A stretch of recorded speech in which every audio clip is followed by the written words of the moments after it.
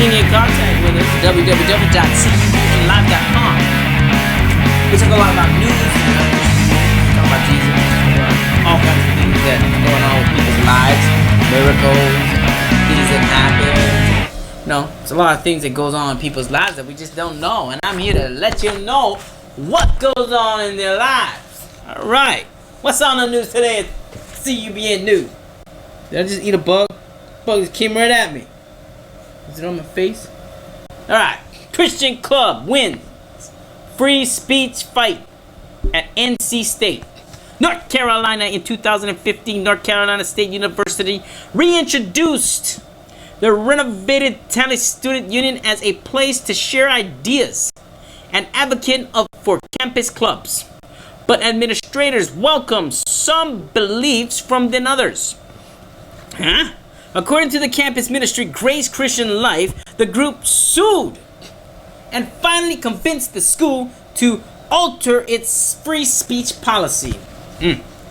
It's in September 2015, Todd Valentine, an NC State senior, and Tommy Saunders, a Grace staff member, visited the student union without a permit, as Grace members have for 20 years. They initiated conversations with students about faith and invited them to Grace events. But the Student Center Associate Director, T.J. Willis, ordered the club to register for a permit each time member planned to select their beliefs. Valentine, the Sounders halted their work for the day, but administrators continued to debate their case for months. According to the court documents, Willis warned Associate Vice Provost Mike Giannacola via email about Saunders soliciting around the student union. Ann Pierce, director of the Interfaith Chaplain Cooperative Ministry, CCM, of which Grace was a member, also reprimanded the group for speaking without a permit and invoking spontaneous religious decisions, with a permit or without. According to Grace, the club registered for a speech permit in January and set up an information table in the student union. Clubs advertising everything for UNIC EF to Latin dancing, distribute literature, and strike up conversation in the facility. But a student involvement employee ordered Grace members to stand quietly behind their display and speak only to students who approached them. School employees issued the same directive to group members on several other occasions. In the following weeks, Grace members watched as clubs rallied passerby, marketers, hawked jobs, and one student distributed political literature, sometimes in Clearview or Willis. It's Talley. You don't need a permit to talk to people, asserted one student, when a Grace member asked him if he had registered or not according to the court documents. In April, Grace Christian Life sued Willis Giancola, Chancellor Random Woodson, and another administrator.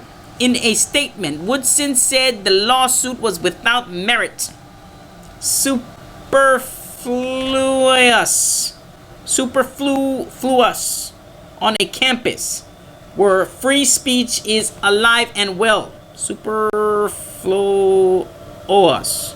What the heck is that word? Grace Christian Life President Hanali Allerutz told the Daily Signal the right to free speech was worth challenging the school for. The policy kills our speech, she said. The policy kills our speech, she said.